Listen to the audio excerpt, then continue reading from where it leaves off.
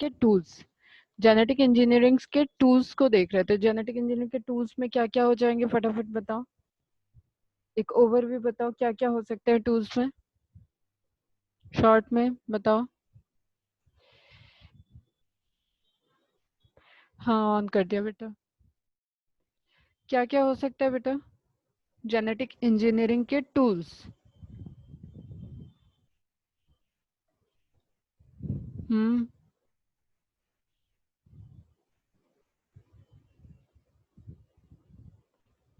Restriction enzyme, ligase enzyme,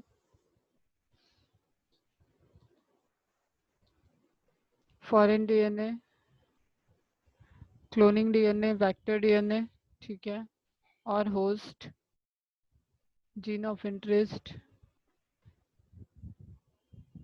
cDNA library अगर बनाएंगे तो सीडीएनए, मतलब वायरस के केस में सीडीएनए। और ठीक है बेटा, तो जो हम लोग देख रहे थे उसमें टूल्स में हम लोगों ने रेस्ट्रिक्शन एंजाइम, एंजाइम से रिलेटेड कवर कर लिया था। ठीक है, नाउ नेक्स्ट हमें क्या रिक्वायरमेंट होगी? एक तो हमने डिजायर डीएनए देख लिया, डिजायर डीएनए होगा उसको आइसोलेट करना है, रेस्ट्रिक्शन एंजाइम से कट करने का एक पोर्शन देख लिया। दूसरा इलेक्ट्रोफोरेसिस से उसको सेपरेट करने के लिए हमें टूल यूज करना पड़ेगा, जेल इलेक्ट्रोफोरेसिस। ठीक है, उसको सेपरेशन के लिए जो स्टेप्स हैं वो भी हमने देख लिया, आइसोलेट कैसे करेंगे, कलर कैसे होंगे वो भी हमने देखा। नाउ द नेक्स्ट थिंग, वो सेपरेट हो गया तो अब उसको क्या करना होगा, किसी व्हीकल में, जैसे तुम रेडी हो गए स्कूल जाने के लिए, अब तुम्हें ट्रांसपोर्ट के लिए कुछ चाहिए। ठीक है, तुमने टिफिन रख लिया, तुम बैग वगैरह रख लिए, रेडी हो बढ़िया, अब तुम वैन का वेट करोगे। सेम वे में डीएनए हमारा जो जीन ऑफ इंटरेस्ट है वो रेडी है, उसको हमने पूरा प्रिपेयर करके आइसोलेट कर लिया है, एंजाइम्स हमारे रेडी हैं, अब हमें क्या चाहिए, वेक्टर चाहिए जिसमें हम उसको इंसर्ट कर सकें। क्लियर? तो क्या कैरेक्टरिस्टिक्स होने चाहिए उस वेक्टर के, क्या कैरेक्टरिस्टिक्स होने चाहिए उस व्हीकल के, ये इस पे हम लोग फोकस करेंगे। अब जैसे तुम्हें घर से जाना है तो तुम या तो टू व्हीलर से जाओगे, फोर व्हीलर से जाओगे, ट्रक वगैरह में तो नहीं बैठ के जाओगे। ठीक है, जहाज से तो नहीं जाओगे कि घर से चले, हमारा जहाज आएगा प्राइवेट तब हम चलेंगे। तो कुछ रिक्वायरमेंट है, कुछ पैरामीटर्स हैं कि क्लोनिंग वेक्टर की क्या प्रॉपर्टी होनी चाहिए। ठीक है, तो today's lecture we will focus on that property and vectors. ठीक है, you know that plasmids and bacteriophages have the ability to replicate within bacterial cells independent of the control of chromosomal DNA. First thing जो यहाँ पे characteristics हैं vector की, उसके पास capacity होनी चाहिए रेप्लिकेशन की। ठीक है, रेप्लिकेशन की कैरेक्टरिस्टिक्स होनी चाहिए, वो डीएनए का डीएनए हो या अगर रेट्रोवायरस है तो वो रिवर्स ट्रांसक्रिप्टेज करके डीएनए बना देगा। बट मेन उसमें क्या होना चाहिए, ओरी ऑफ रैप होना चाहिए, रेप्लिकेशन वो कर सकता हो। ठीक, उसके पास कुछ साइट होनी चाहिए जहाँ पे कटिंग हो सकती है, उसके पास कुछ ऐसी साइट होनी चाहिए जहाँ पे क्लोनिंग साइट, जहाँ पे वो साइट जो हमारा डीएनए है इंटरेस्ट फॉरेन डीएनए वो इंसर्ट हो सके। ठीक, बट प्रीवियसली अभी यहाँ पे हमने क्या पॉइंट समझना है कि उसके अंदर नेचुरली ऐसी कैपेसिटी है कि वो किसी होस्ट ऑर्गेनिज्म में एंटर करके मल्टीप्लाई कर सके, रेप्लिकेट कर सके। कोई डाउट यहाँ पे? अब बैक्टीरियल सेल में भी हम ये प्रॉपर्टी देख रहे हैं, वायरसेस में भी देख रहे हैं, और वायरसेस तो अभी कोई भी नहीं भूल सकता, कोरोना वायरस ने जो काल दिखाया। तो कोरोना वायरस भी क्या कर रहा है, हमारे बॉडी में आ रहा है। ठीक है, हमारे सेल के अंदर एंटर कर रहा है, रेप्लिकेट कर रहा है। ठीक, हमारी मशीनरी को हाईजैक कर ले रहा है, हमारी उस पर्टिकुलर सेल के रेप्लिकेशन की, उसके डीएनए के प्रोसेस को हाईजैक कर रहा है, उसके अंदर अपना आरएनए एंड अपना, ठीक है, आरएनए को वो कन्वर्ट करके उसमें पेनिट्रेट कर जा रहा है। मतलब ओवरऑल उस होस्ट ऑर्गेनिज्म या उस वेक्टर जिससे हम ले रहे हैं उसके अंदर कैपेसिटी होना चाहिए कि वो किसी टारगेट होस्ट को जाके उसके मेन जो जेनेटिक मशीनरी है उसको हाईजैक कर सके। Is it clear to all of you?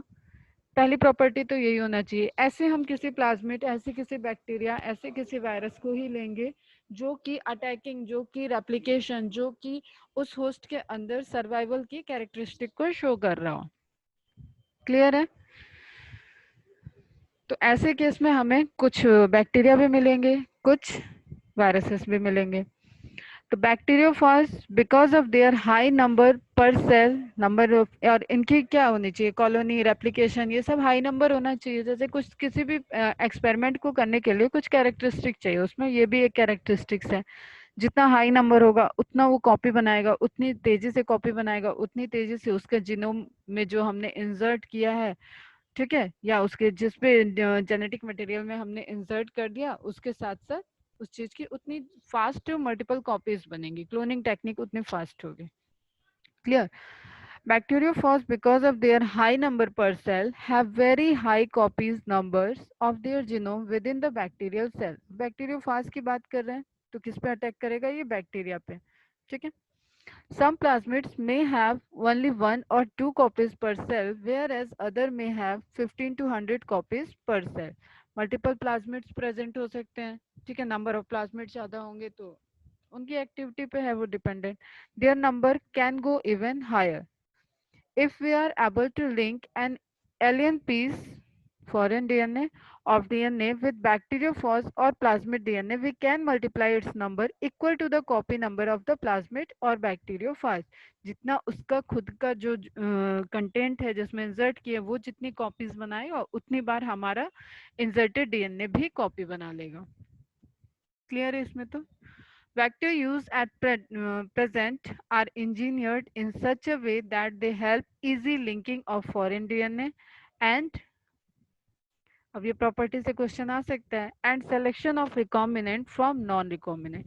ये पोर्शन बेटा आपको यहाँ पे आज थोड़ा टफ जाने वाला है, और इसको ध्यान से सुनोगे स्टेप बाय स्टेप तो ये क्लियर रहेगा, ठीक है।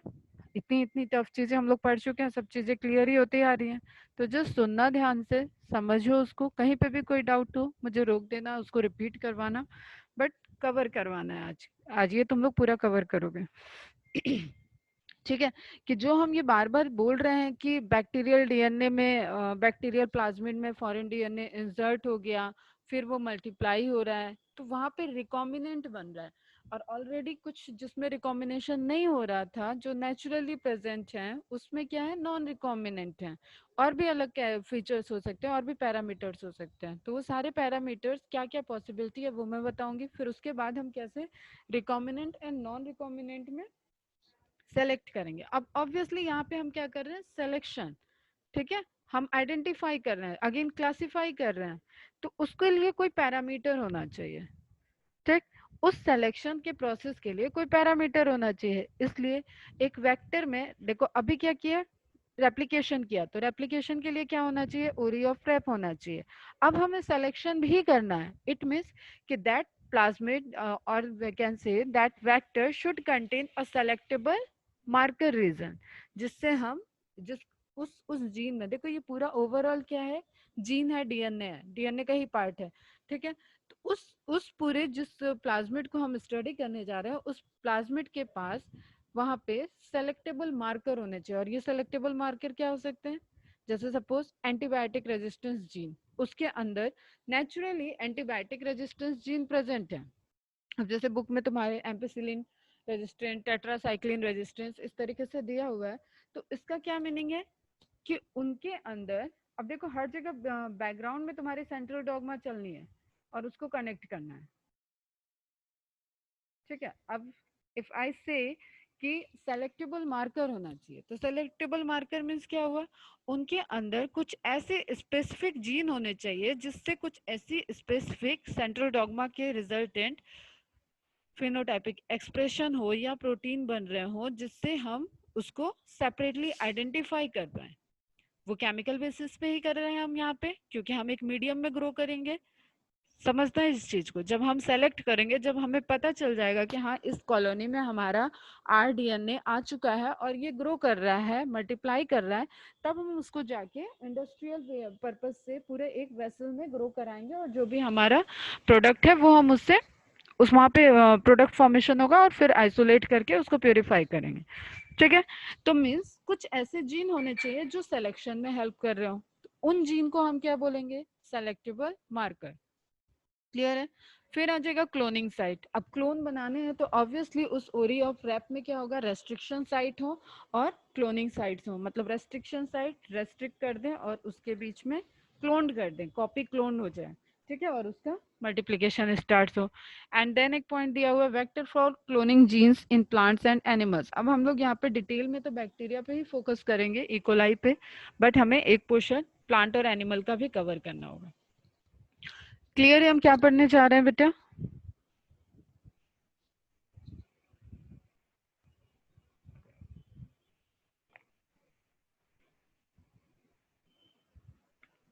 फटाफट रिप्लाई करो बच्चे।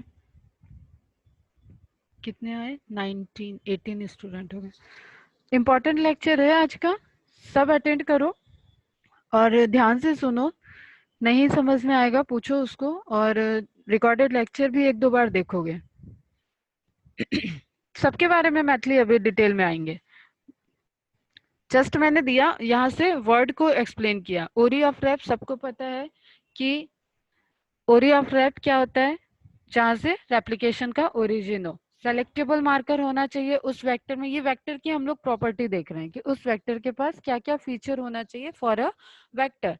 जैसे जस्ट आप घर से बाहर जा रहे हो, तो आप घर से बाहर जा रहे हो तो उस वक्त आपको कैसे गाड़ी में जाना है, तो आप अपना सिक्योरिटी देखोगे, सेफ्टी देखोगे, किसी अनजान के साथ नहीं जाओगे। इस तरीके के कुछ पैरामीटर हैं, तभी आप किसी व्हीकल में बैठोगे और स्कूल तक जाओगे। ठीक है, सेम वे में उस वेक्टर की कुछ प्रॉपर्टी होनी चाहिए, तभी हम उसको एज अ वेक्टर यूज कर सकते हैं। तो वही प्रॉपर्टीज हम लोग देख रहे हैं। सेलेक्टेबल मार्कर में हम सेलेक्ट कर लें, उसके अंदर कुछ अब सेलेक्ट करने के लिए हमें सारी इंफॉर्मेशन उसी प्लाज्मिड के डीएनए से लेनी है। ठीक है, तो वहां पे कुछ ऐसे जीन होने चाहिए जिससे कुछ ऐसा प्रोडक्ट बने। जैसे सपोज अभी हम यहाँ पे रेजिस्टेंस जीन की बात करें, एम्पिसिलिन रेजिस्टेंस जीन। ठीक है, इट मीन्स कि इसने क्या, इसके पास कुछ ऐसे प्रोटीन्स और सिंथेसिस हो रहे हैं जिससे एम्पिसिलिन मीडियम में ये इसकी कॉलोनी ग्रो करेगी। ठीक है, एम्पिसिलिन मीडियम में कॉलोनी ग्रो कर जाएगी, मतलब ये बैक्टीरिया सरवाइव कर रहा है। एंटीबायोटिक मीन्स क्या होता है, बैक्टीरिया के अगेंस्ट में वर्क करे, लेकिन उस एंटीबायोटिक का रेजिस्टेंस फॉर्म कर रहा है वो खुद, उसका प्लाज्मिड। ठीक है, तो वो क्या होगा, वैसे मीडियम में ग्रो कर जाएगा। तो वो एम्पिसिलिन रेजिस्टेंस जीन वाला पोर्शन जो एंटीबायोटिक रेजिस्टेंस शो कर रहा है, जिसके फिनोटाइपिक एक्सप्रेशन से उस पर्टिकुलर बैक्टीरिया को एम्पिसिलिन से रेजिस्टेंस मिल रहा है, वो उस हमारी टेक्नोलॉजी के लिए वो क्या कर देंगे, selectable marker. Just same as कि आप किसी को कैसे सेलेक्ट करोगे, आपके स्कूल से कोई वैन आई है तो आप उस वैन पे देखोगे आपके स्कूल का नेम लिखा है। ठीक है, उस ड्राइवर को अगर आपको आइडेंटिफाई करना है तो उसके पास आई कार्ड है क्या, इस तरीके से चीजें देखोगे ना। तो सेम वे में वो जो वेक्टर आ रहा है उसके पास सेलेक्टेबल मार्कर है क्या, हम किसी मीडियम में ग्रो करा के हम अपने रिकॉम्बिनेंट और नॉन रिकॉम्बिनेंट के बीच में डिफ्रेंशिएट कर सकते हैं क्या। क्लियर? फिर क्लोनिंग साइट जहाँ पे इंसर्ट होके वो रेप्लिकेट कर सके, कॉपी बना सके। क्लियर है? तो वन बाय वन हम एक एक चीजों को देखते हैं। एक जनरल वेक्टर का फिगर अगर देखो तो ये है पीबीआर 322 का एग्जांपल दिया है। सबसे ज्यादा मोस्टली यूज होने वाला यही है वेक्टर। ठीक है, इसमें देखो अगर हम यहाँ पे तुम लोग को बस अभी जो 4 पॉइंट बताएं उसके अकॉर्डिंग एक्सप्लेन करें, तो ओरी इसके पास प्रेजेंट है, रेजिस्टेंस जीन प्रेजेंट है, इट मीन्स कि सेलेक्टेबल मार्कर प्रेजेंट है। ठीक है, ठीक है, टेट्रासाइक्लिन रेजिस्टेंस, एम्पिसिलिन रेजिस्टेंस, एएमपीआर मतलब ampicillin resistance part, tetracycline TTR मतलब टेट्रासाइक्लिन रेजिस्टेंस पोर्शन। ठीक है, फिर आप इन सब चीजों से तो वाकिफ ही हो, ये सब क्या है, रेस्ट्रिक्शन एंजाइम की कट करने की साइड शो किया हुआ है। क्लियर है? तो इस तरीके से एक जनरल स्ट्रक्चर दिख रहा है। E coli cloning vector PBR 322, PBR कैसे नेम आता है ये मैं बता रही हूँ अभी। Showing restriction site Hind 3, Eco R1, Bam H1, Sal 1। अब देखो बेटा, देखो एनसीईआरटी ने यहाँ से हिंट दे दिया है, इतने सारे नाम यहाँ पे आए हैं, तो जो मैंने आपको चार्ट दिया हुआ है ना, इनकी कट साइट, इनके क्या बोलते हैं restriction, palindrome sequence, blunt cut दे रहे हैं या स्टिकी कट दे रहे हैं। अब आपको इन सारे कट रेस्ट्रिक्शन एंजाइम की जो साइट है ना बेटा, इसके अकॉर्डिंग आपका चार्ट प्रिपेयर होना चाहिए। हिंट 3 का आपको पता होना चाहिए, को R1 का पता होना चाहिए, बैम H1 का पता होना चाहिए, सेल 1 का पता होना चाहिए, PVU2 का पता होना चाहिए, PST1 का पता होना चाहिए, क्लैवन का पता होना चाहिए। सबके रेस्ट्रिक्शन साइट सबके सीक्वेंस, कितने सीक्वेंस होते हैं और वो कहाँ पे कट करता है। Got it? तो उसको मार्क कर लेना। ओरी एंड एंटीबायोटिक रेजिस्टेंस जीन, इनके पास ओरी है, एंटीबायोटिक रेजिस्टेंस जीन है। रोप कोड, रोप क्या होता है? रोप बेसिकली तुम यहाँ पे बस इतना समझ लो कि रेप्लिकेशन के लिए जितनी प्रोटीन सिंथेसिस की इंफॉर्मेशन इनके पास होती है।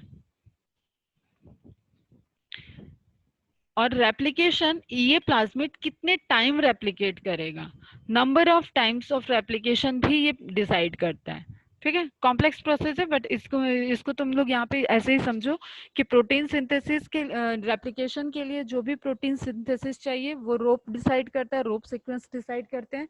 एंड नंबर ऑफ टाइम, कितने टाइम ये प्लाज्मिड रेप्लिकेट कर सकता है, ये भी रोप के पास कंट्रोल होता है। Rop codes for the protein involve in the replication of the plasmid. ठीक है, प्रोटीन का यहाँ पे इंफॉर्मेशन दिया है, नंबर ऑफ टाइम तुम ऐड कर लेना, ये पॉइंट ऐड कर लेना। ठीक, अब आ जाओ जरा, ये दिख रहा है सबको, विजिबल है? फटाफट बताओ, विजिबल है?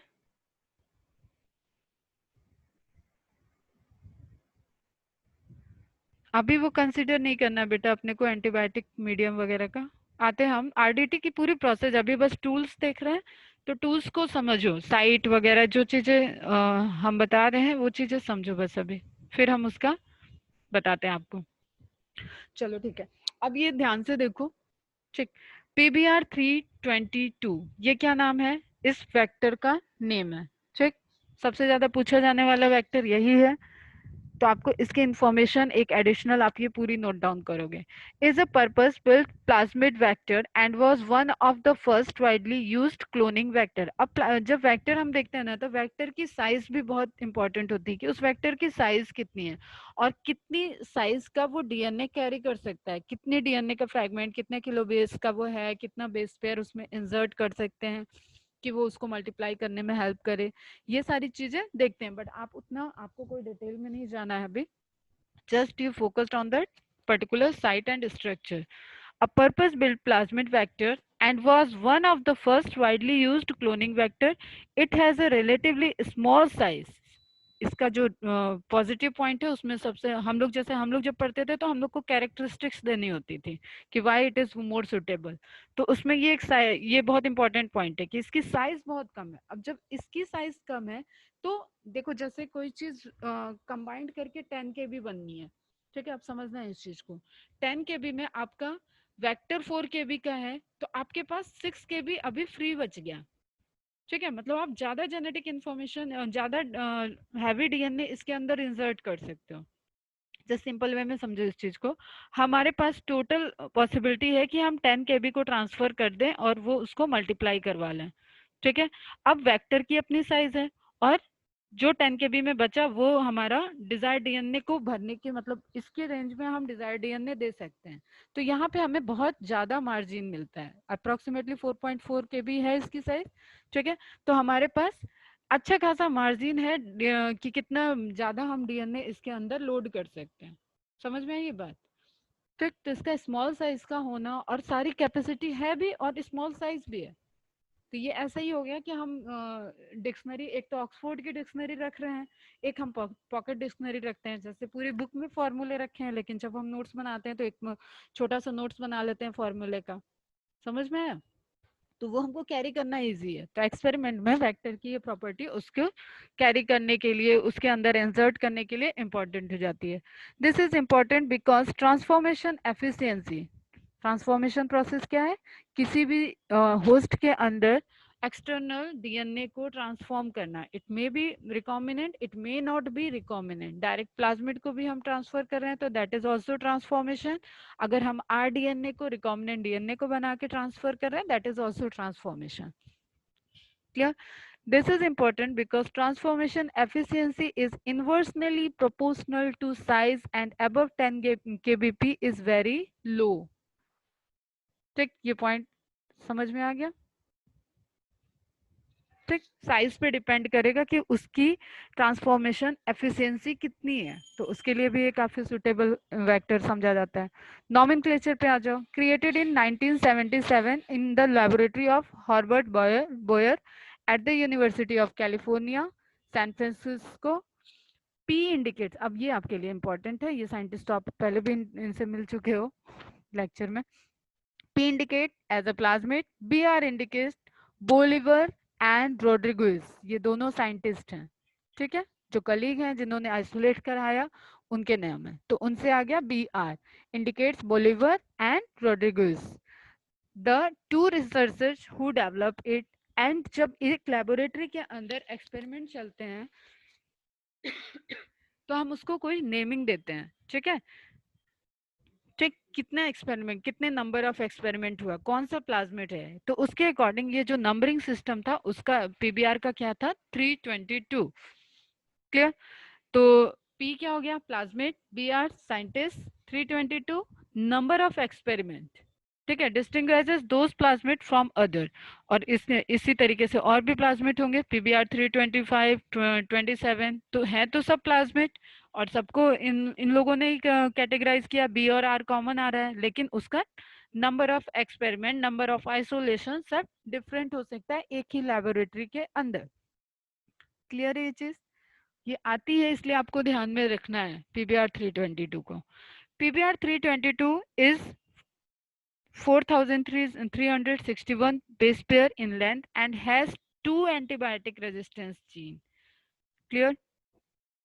The gene BLA encoding the ampicillin resistance. अब देखो जीन रेजिस्टेंस पोर्शन है एक, ठीक है, उसको इनकोड करने के लिए एक जीन होगा. तो आप यहाँ तक नहीं भी जाओगे तो भी ठीक है, बट आप ये ध्यान में रखो कि जो रेजिस्टेंस जीन है उस जीन का कुछ नाम होगा, तो that is BLA. BLA encode the ampicillin resistance protein and the tetra A encoding the tetracycline resistance protein. It contains the origin of replication of PMB1 and the ROB gene. PMB1 again एक site हो गई जहाँ पे gene है, ठीक है, which encodes a restrictor of plasmid copy number. देखो number mention किया है, ठीक है, मतलब ये प्लाज्मेट इतना ही एक सेट नंबर है, उतने ही बार रेप्लिकेट कर सकता है, इतनी ही कॉपी बना सकता है. Is it clear? The plasmid has unique restriction site for more than 40 restriction enzymes. Clear बेटा? ये आप एक हाई मतलब बाउंसर क्वेश्चन जैसा है. तो प्लाज्मेट वेक्टर के अगर पूछा जाए कि कब कितने रेस्ट्रिक्शन एंजाइम्स के लिए साइट होता है, तो वो होता है मोर देन 40. तो अप्रोक्सीमेटली 40 के करीब जितना भी आएगा उसको आप करेक्ट करोगे, ठीक है. और ऐसे देखोगे आप तो रेस्ट्रिक्शन एंजाइम साइट आपको इंफॉर्मेशन मिलेगी 8, ठीक है, and selectable marker 2, but detail में देखोगे तो 40 रेस्ट्रिक्शन एंजाइम के लिए साइट है यहाँ पे. 11 of these 40 sites within the tetracycline resistance gene.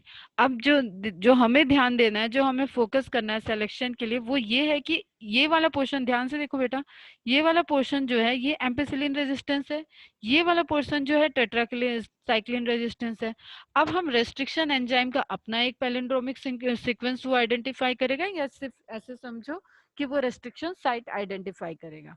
उस रेस्ट्रिक्शन साइट की पॉसिबिलिटी है कि वो इनके बीच में भी प्रेजेंट हो सकता है, सीक्वेंस है यहाँ पे भी हो सकता है, सीक्वेंस है यहाँ पे भी हो सकता है.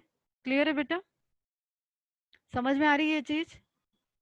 सीक्वेंस है, इस ये जीन टेट्रासाइक्लिन रेजिस्टेंस प्रोटीन को फॉर्म कर रहे हैं इस एरिया के, ये जीन एम्पिसिलिन रेजिस्टेंस को प्रोटीन को फॉर्म कर रहे हैं. बट जब हम रेस्ट्रिक्शन एंजाइम इंसर्ट कर रहे हैं और रेस्ट्रिक्शन साइट को डिस्कवर कर रहे हैं, तो देयर मे बी पॉसिबिलिटी कि वो रेस्ट्रिक्शन साइट इनके बीच में हो, यहाँ पे हो.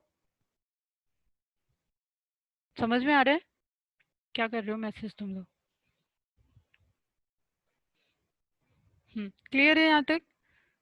ठीक है, तो वही चीज है कि 11 of these 40 sites live with in the tetracycline resistance gene, और इसी इंफॉर्मेशन को हम यूज करेंगे सेलेक्टेबल मार्कर की तरह. और जस्ट इसका फंडामेंटल हम यहीं पे बताएं, तो इस सेलेक्टेबल मार्कर के बीच में अगर हमने कोई रेस्ट्रिक्शन कट करके क्लोनिंग साइट इंसर्ट कर दी है, आएंगे इस पे हम लोग डिटेल में, बस यहाँ पे समझो. यहाँ पे हमने यहाँ पे इसके बीच में हमने एक दूसरा डीएनए का सीक्वेंस इंसर्ट कर दिया, तो ये पूरी इंफॉर्मेशन जो टेट्रासाइक्लिन रेजिस्टेंस प्रोटीन को फॉर्म कर रही थी वो डिस्टर्ब हो गई. डिस्टर्ब हो गई तो एज ए रिजल्टेंट क्या होगा, टेट्रासाइक्लिन रेजिस्टेंस प्रोटीन सिंथेसाइज नहीं होंगे। अब अगर हम इसको टेट्रासाइक्लिन वाले मीडियम में ग्रो करेंगे तो इसकी इसकी कॉलोनी ग्रो करेगी या डिस्ट्रॉय हो जाएगी? टेट्रासाइक्लिन उस पर अटैक कर पाएगा या नहीं कर पाएगा? कर देगा, ठीक है, कॉलोनी ग्रो नहीं कर पाएगी।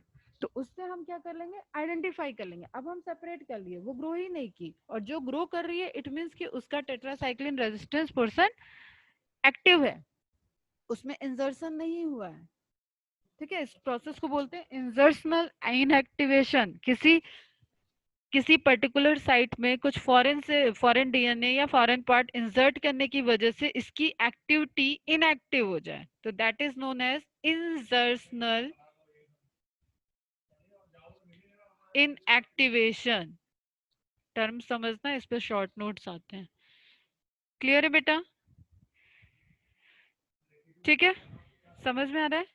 11 of these 40 with live within the tetracycline resistance gene. There are two sites for restriction enzyme HEN3 and CLAV1 within the promoter of the tetracycline resistance gene. अब ये जीन है, इसका एक प्रोमोटर साइट भी होगा, तो ये तो एकदम ही प्रोमोटर ही रीजन पे प्रेजेंट है। और अगर तुम्हें चार्ट याद हो तो उसमें मैंने HEN3 काफी ज्यादा यूज होने वाला रेस्ट्रिक्शन एंजाइम, जो more accurate base pair number restriction site उसका बहुत क्लोजली है, ठीक है, वहां पे बताया था।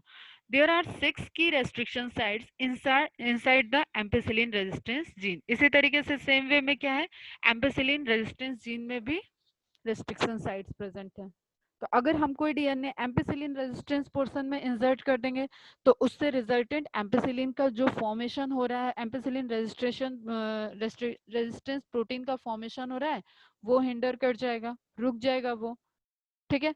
तो इसको एम्पेसिलिन मीडियम में ग्रो कराएंगे, तो अगर वहां पे इंजर्शन प्रॉपरली हो चुका होगा तो ampicillin resistance gene insertional inactivation को शो करेंगे। As a resultant ampicillin resistance proteins नहीं फॉर्म होंगे और वो कॉलोनी एम्पेसिलिन मीडियम में सरवाइव नहीं कर पाएगी। इज इट क्लियर बेटा?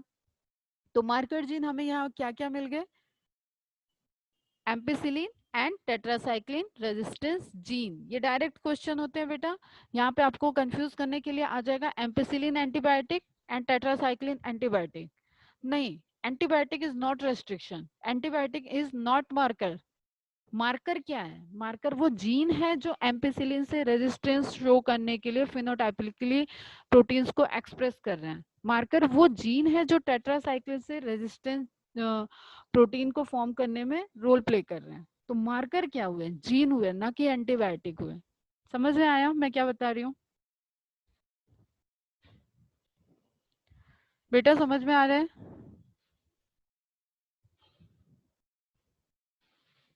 फास्ट रिप्लाई करो।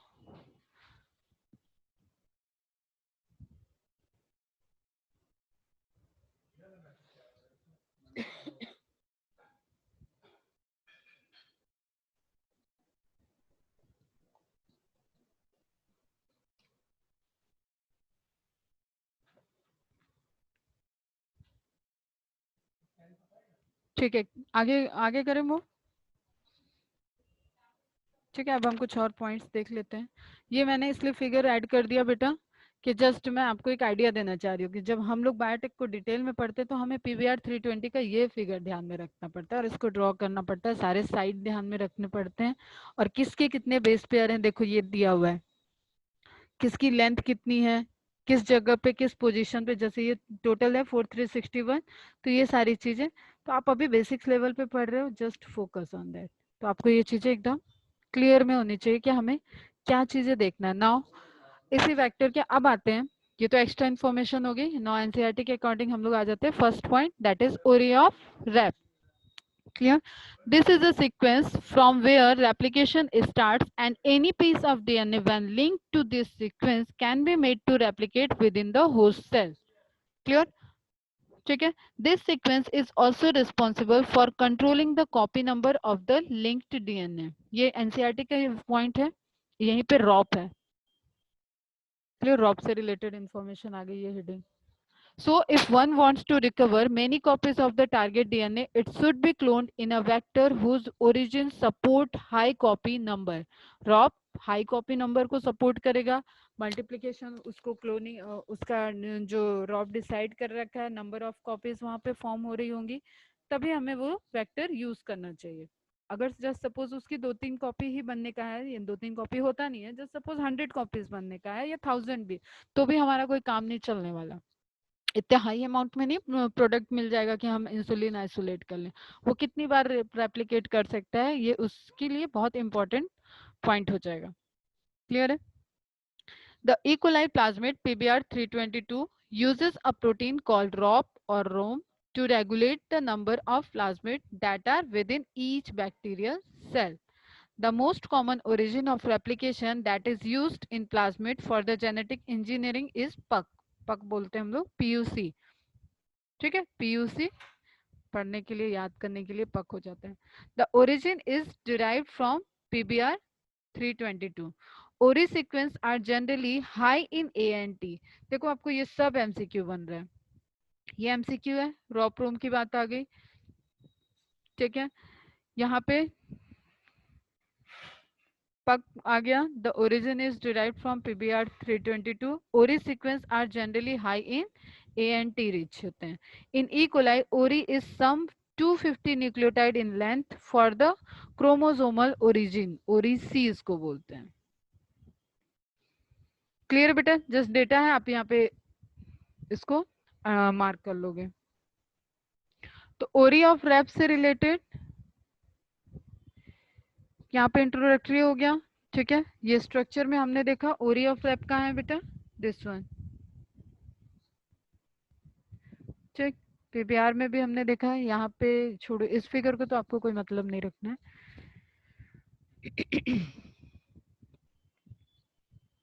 ठीक, ये एनसीईआरटी का पॉइंट नहीं है शायद, ये मैंने ऐड किया है. ये एनसीईआरटी का पॉइंट नहीं है बेटा, ये आप नोट डाउन करोगे. Clear? Now next is selectable marker. जैसे अभी मैंने स्टोरी सुना दी पूरी कि सिलेक्शन होना चाहिए, उसके पास कुछ ऐसी क्वालिटी होनी चाहिए कि हम डिफ्रेंशिएट कर सकें, क्योंकि हमें कुछ भी दिख नहीं रहा है, तो हम उसकी बायोकेमिकल प्रोसेस से ही आइडेंटिफाई कर पाएंगे कि हमारा जो रिकॉम्बिनेंट डीएनए है वो ट्रांसफॉर्म हुआ या नहीं हुआ.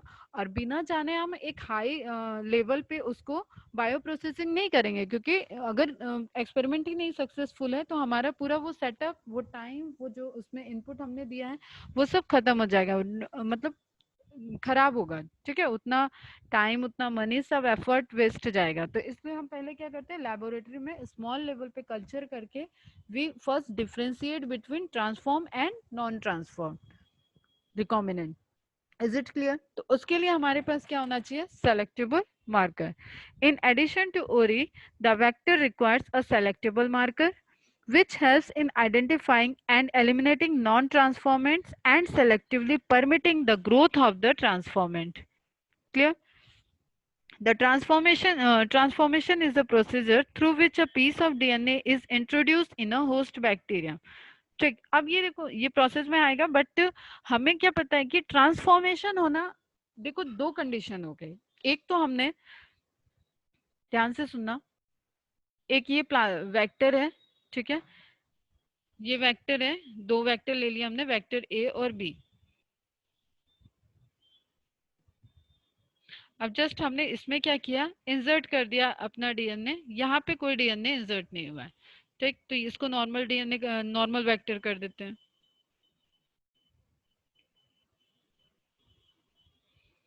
ठीक है, this one is normal vector. सारे इसके पास साइट वगैरह हैं, रेजिस्टेंस जीन बना लेते हैं, रोप बना लेते हैं, ओरी है, ठीक है, और रेस्ट्रिक्शन साइट है, वो सब कुछ है जो चाहिए, लेकिन इसमें इंसर्ट नहीं हुआ है. अब जस्ट एक जो, जैसे तुम्हारा नॉर्मल इकोलाई की बात करें तो उसके पास रेजिस्टेंस जीन नहीं प्रेजेंट होगा. ठीक है, नॉर्मल इकोलाई में रेजिस्टेंस जीन वाले प्लाज्मिड नहीं प्रेजेंट होंगे, तभी हम इसके टेस्ट कर सकते हैं. तो जस्ट सपोज इसमें तुम्हारा नॉर्मल इसका जीनोम प्रेजेंट है, तो और ये रेजिस्टेंस वाले जीन नहीं प्रेजेंट है, सिंपल प्लाज्मिड प्रेजेंट है. जस्ट हम एज्यूम कर लेते हैं सिंपल प्लाज्मिड प्रेजेंट है. अब जब हम इसको यहाँ पे इंसर्ट कर रहे हैं तो ट्रांसफॉर्मेशन, इसको इंसर्ट किया तो भी ट्रांसफॉर्मेशन है, इसको इंसर्ट किया तो भी ट्रांसफॉर्मेशन है. समझना है इस चीज को. ट्रांसफॉर्मेशन दोनों तरीके के हो गए. एक तो नॉन रिकॉम्बिनेंट भी हो गया और रिकॉम्बिनेंट भी हो गया।